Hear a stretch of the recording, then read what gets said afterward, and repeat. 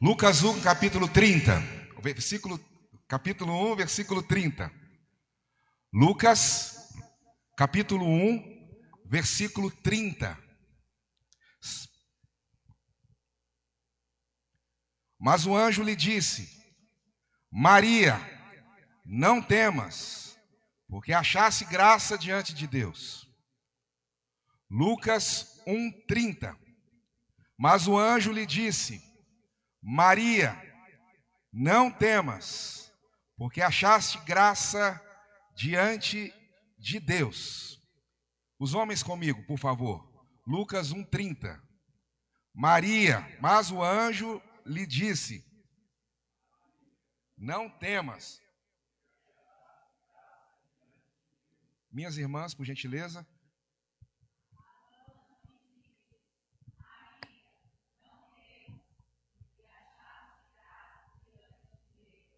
Amém. Sem colar. Lucas 1:30. Mas o anjo lhe disse: Maria, não temas. Amém. Maria, não temas. Não tenha medo, porque achaste graça diante de Deus. Senhor, nós nos debruçamos diante da Tua palavra e clamamos, Deus, como nós já oramos várias vezes aqui, que o Senhor nos oriente, fortaleça nosso compromisso, nossa caminhada, e que a gente possa entender mais e mais o Senhor sempre, em nome de Jesus. Amém. Todas as profecias do Antigo Testamento são importantes, especialmente no tocante à vinda do Messias esperado, a vinda de Jesus. São várias, são inúmeras as profecias falando que Jesus viria. E eu queria falar nessa noite sobre 3 delas. Para quem está anotando, a primeira profecia é Miqueias 5:2. E Miqueias 5:2 é uma profecia que fala que o menino, o Messias, nasceria em Belém, Efratá. Que o menino nasceria em Belém. Detalhe: José e Maria moravam em Nazaré. E Nazaré ficava ao norte e Belém ficava ao sul. A profecia de Miqueias 5:2, que Jesus viria na terra, falava que Jesus nasceria em Belém.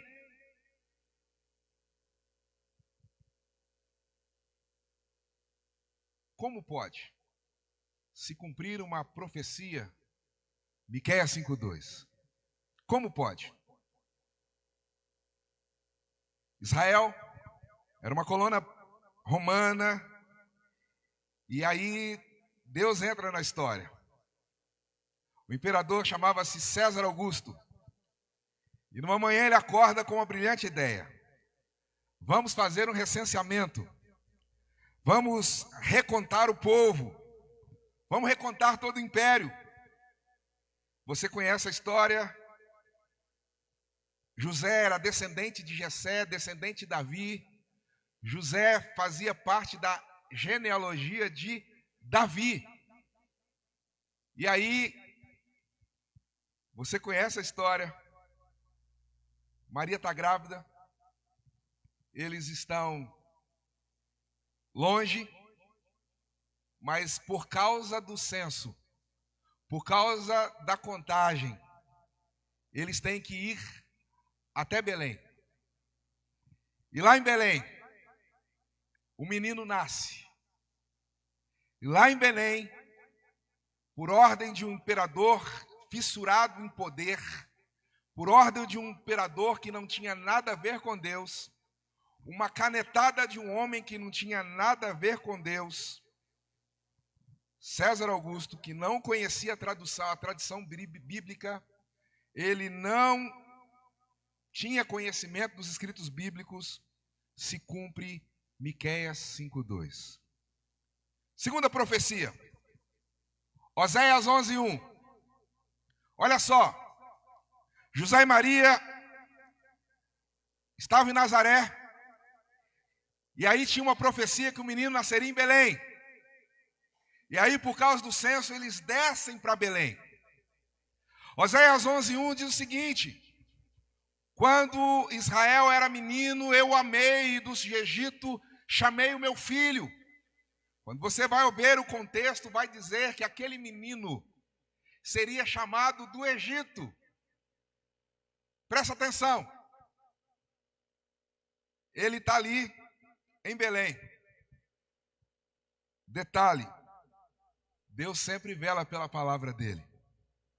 Como pode uma família de Nazaré, que o bebê nasceu em Belém, e esse menino deveria crescer no Egito?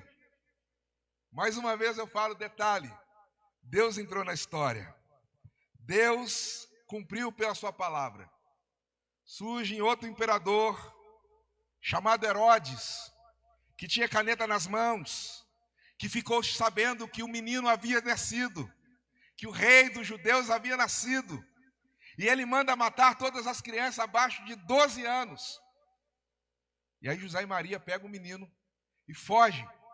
E sabe para onde que eles vão? Para o Egito. Presta atenção. Pelas mãos de um imperador que não conhecia a palavra, pela mão do imperador que não conhecia os escritos hebreus, mas havia uma profecia que aquele menino havia de nascer e ir lá para o Egito. E Jesus vai para o Egito e fica parte da sua infância no Egito. Terceira profecia, Isaías 11:1. Isaías 11:1 fala que brotaria um renovo na raiz do tronco de Jessé, e ele nasceria e ali do tronco de Jessé, e suas raízes seriam, e ele seria um nazareno. Só você ler o contexto, vai falar que aquele menino seria um nazareno. Lembra de onde que começou a história? Onde Jesus estava, quando ele estava no ventre da mãe, foi gerado. Qual cidade? Onde, gente? Jerusalém.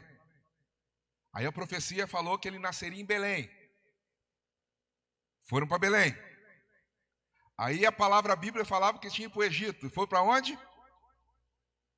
Só que a Bíblia falou e nos informou que ele seria o nazareno. E aí, detalhe, Deus entra na história. E aí surge,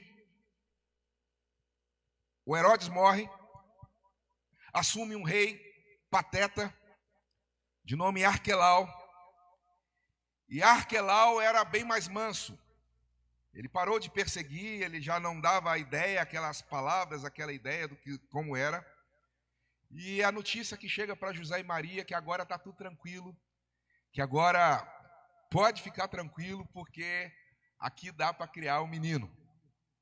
Eles voltam para Nazaré, onde Jesus passa parte de sua infância, e se cumpre a profecia de Isaías 11:1.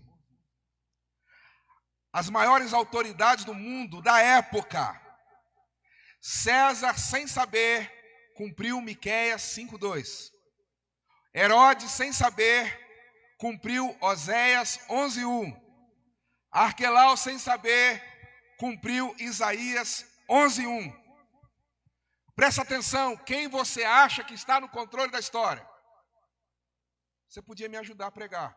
Eu vou perguntar de novo. Quem que você acha que está no controle da história? Eu vou perguntar de novo para você falar com uma convicção maior. Quem está no controle? Será que é a caneta de César Augusto?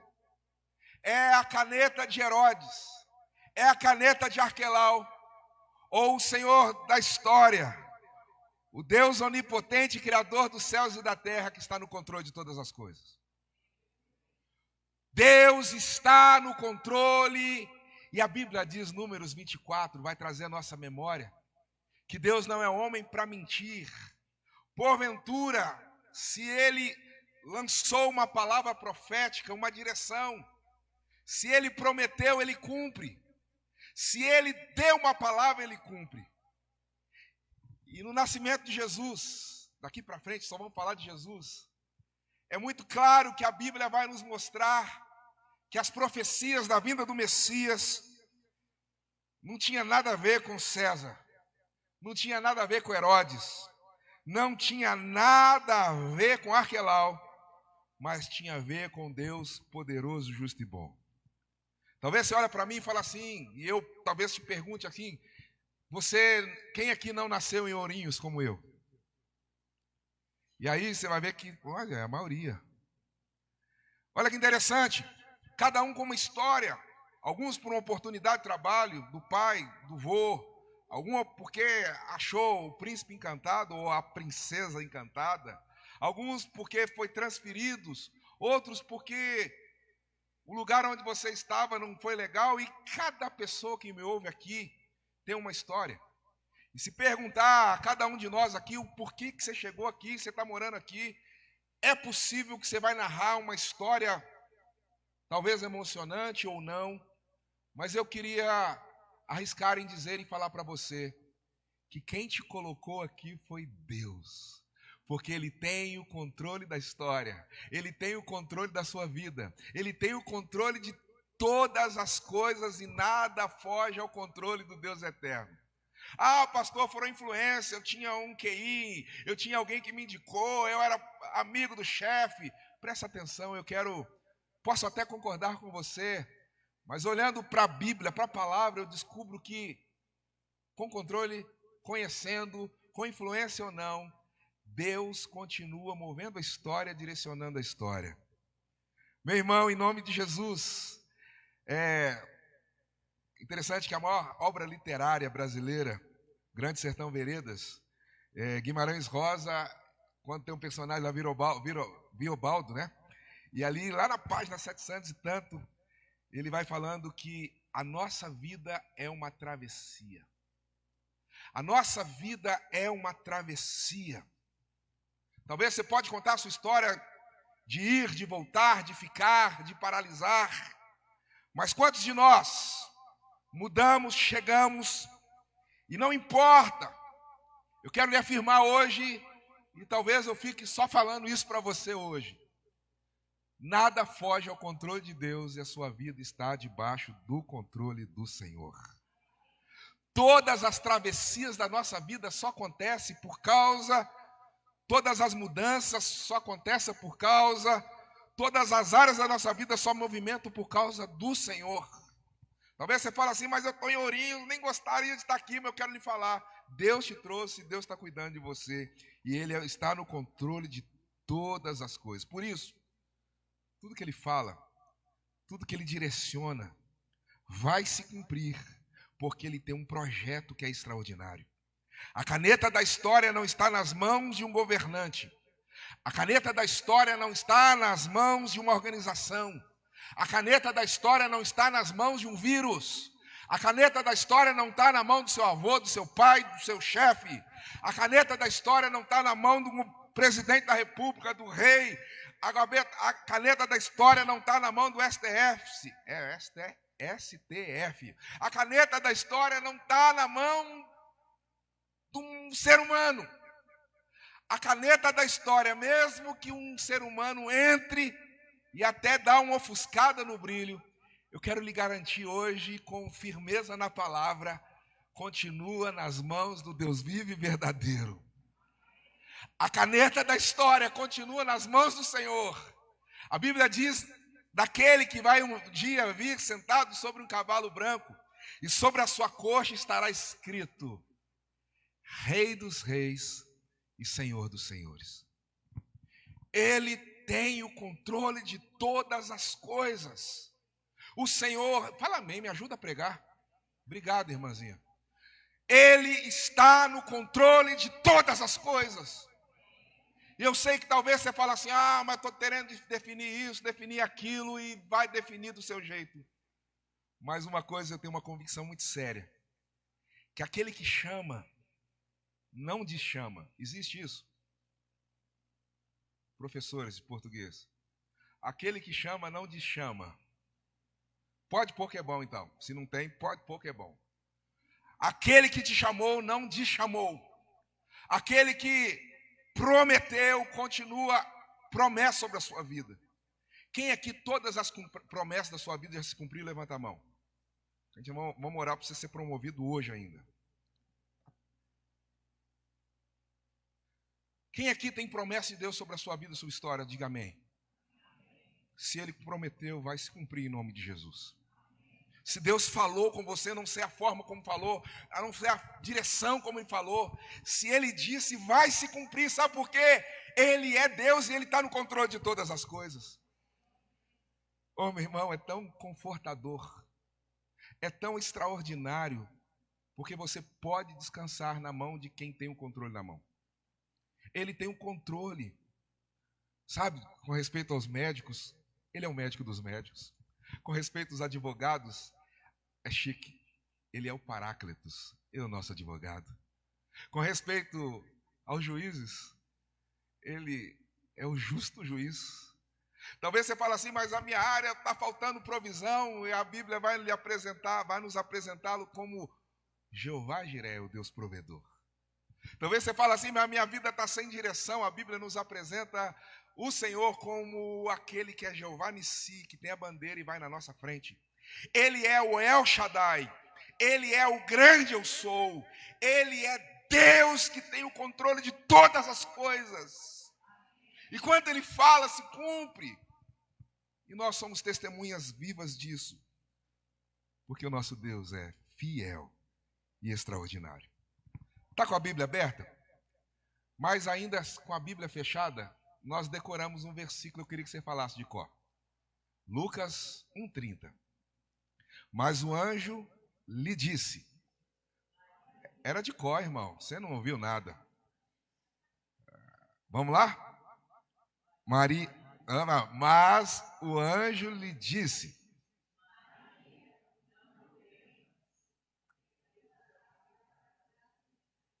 Vamos falar um pouquinho mais redondinho? Pode colar agora, irmão. Você está animado aí, pode colocar. Vamos lá? 1, 2, 3 e...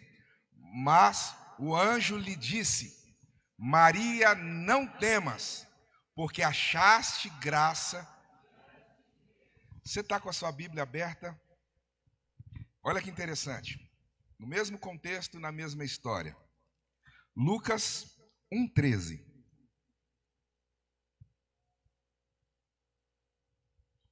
Agora aqui não mais a Maria.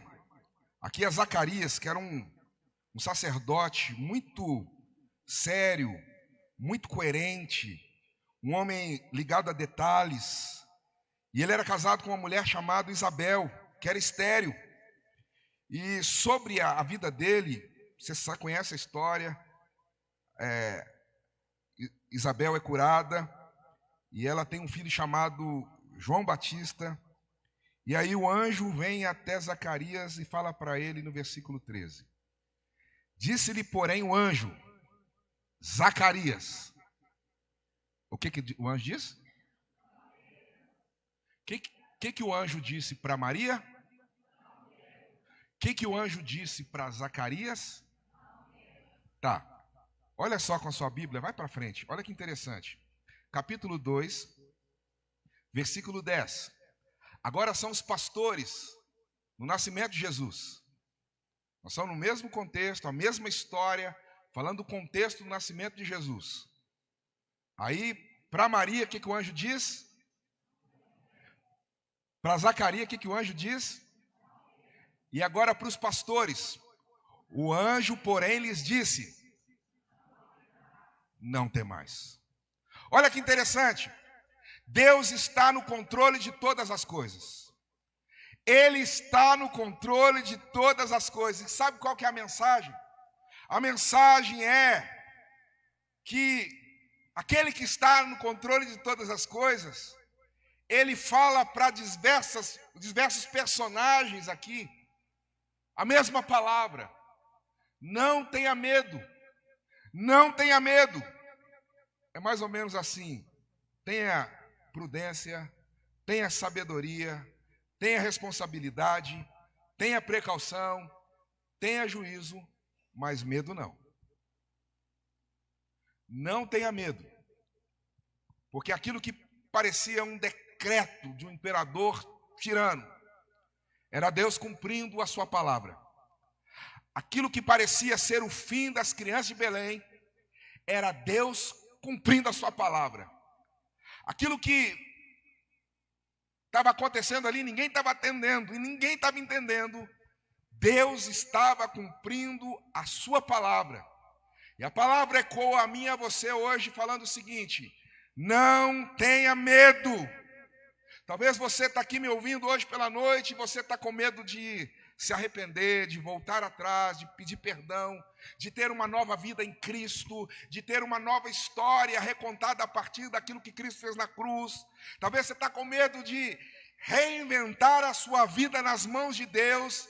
Permita-me falar, para nós cristãos, gente, vou falar um negócio, alguns vão ficar tristes, mas não ligo não. Esse momento de falar de Jesus é super especial, mas o Natal não é a data mais importante do cristianismo. O nascimento de Jesus não é a essência do cristianismo, porque o que vai mudar a história, eu vou explicar domingo que vem, é aquilo que Jesus veio e João falou lá, logo no primeiro capítulo de João, que ele veio para nos salvar. Então, para nós cristãos, a morte e ressurreição de Jesus é o que há, é o ó do borogodó, é o açúcar no doce, é o que há de mais especial. Mas permita-me falar que, entendendo em Jesus e olhando para o nascimento de Jesus, a essa palavra aqui, nós não precisamos ter medo. Você não precisa ter medo, porque aquele que morreu, ressuscitou, e mais do que isso, ele está vivo, e mais do que isso, ele vai voltar. E da mesma forma que Miqueias, que Oséias, que Isaías profetizaram, a Bíblia está recheada de profecias, que ele vai voltar. Presta atenção aqui, olha aqui para mim, dorme não. Se ele vai voltar, meu irmão, eu queria te dar uma palavra. Não tenha medo,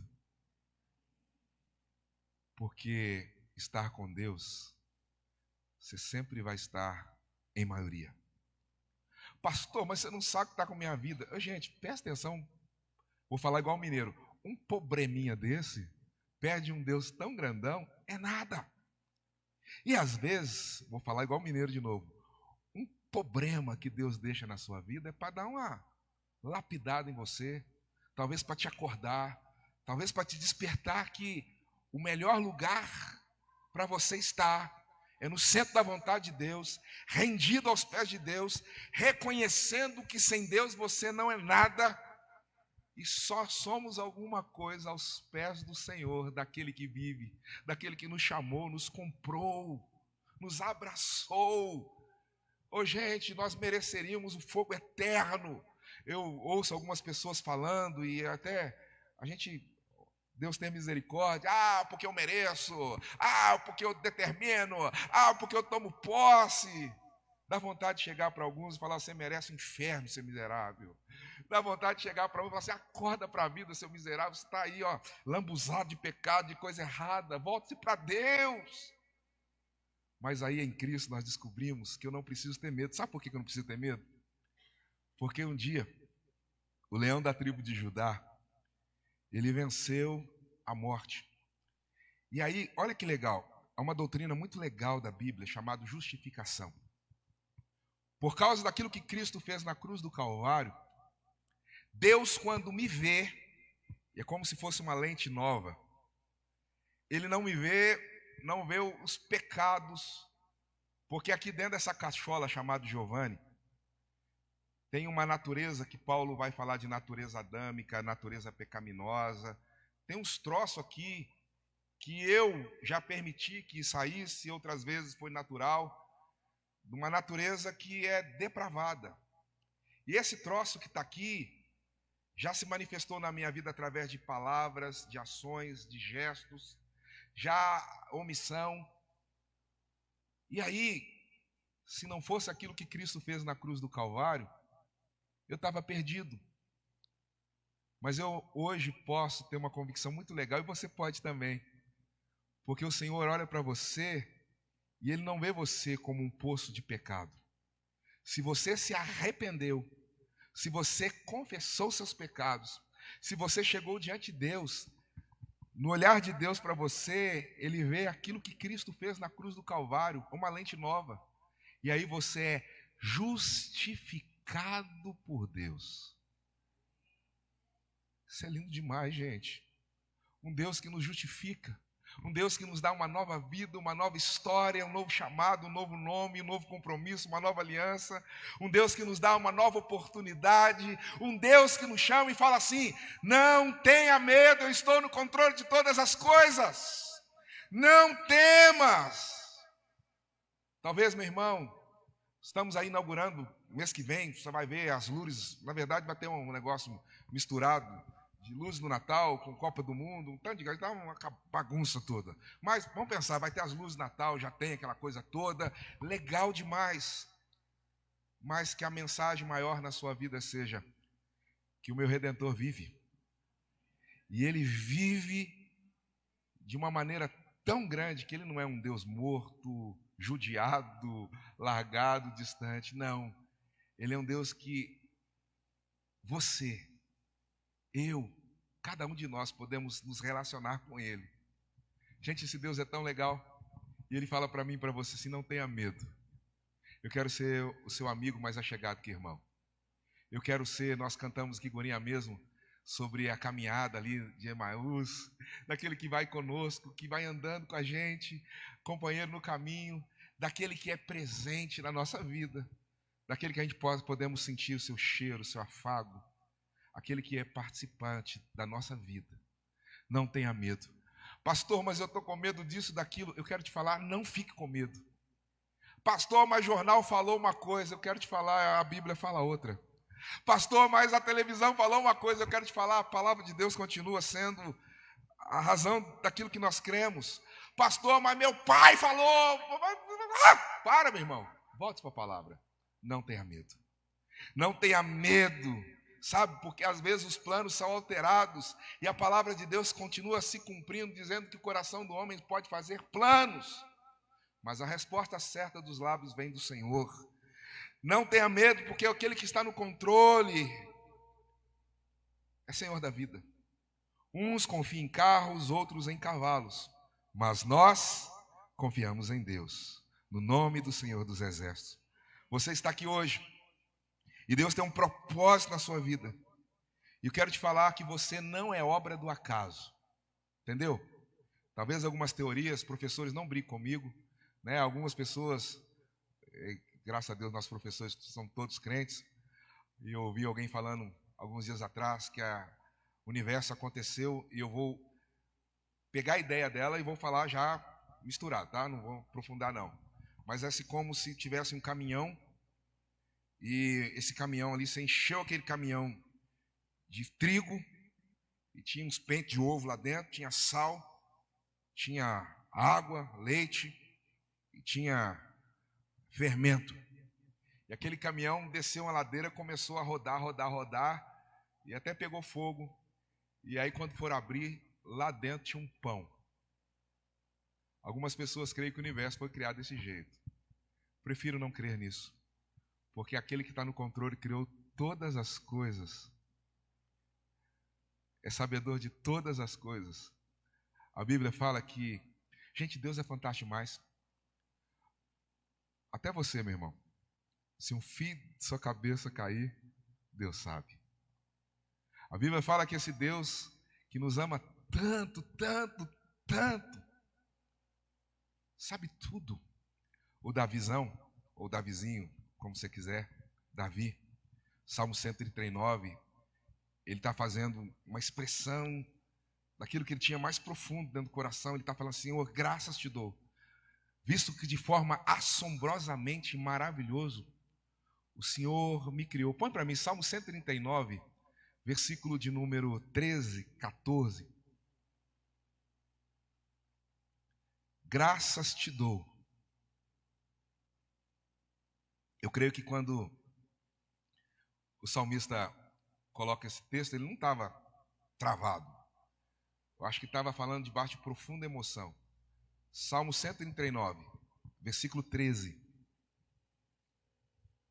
Pois tu formaste o meu interior, tu me teceste no seio da minha mãe. Graças te dou, visto que por modo assombrosamente maravilhoso me formaste. As tuas obras são admiráveis, e a minha alma o sabe muito bem. Os meus ossos não te foram encobertos, quando no oculto fui formado, entretecido como nas profundezas da terra. Os teus olhos me viram, substância ainda informe, e no teu livro foram escritos todos os meus dias, cada um deles escritos e determinado, quando nenhum deles havia ainda. Quem podia falar assim, graças te dou, Senhor? Põe para mim Efésios 2:10. Efésios 2:10, nós estamos terminando. É um texto bem legal também.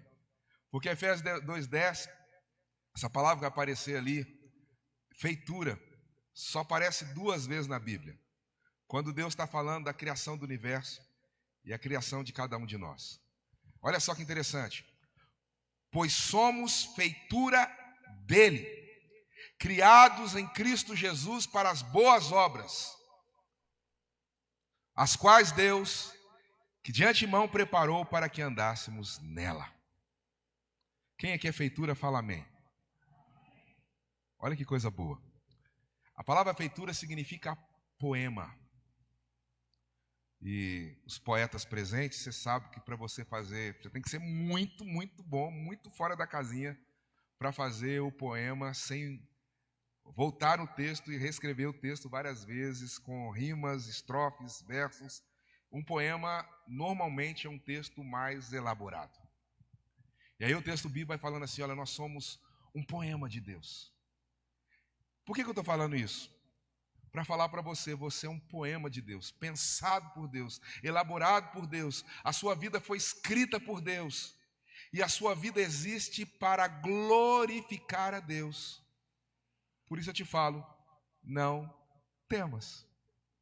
Você recebe essa palavra? Amém mesmo? Deus está no controle de todas as coisas e não temas. Acabou. Se você não entendeu, depois a gente coloca a legenda. Amém?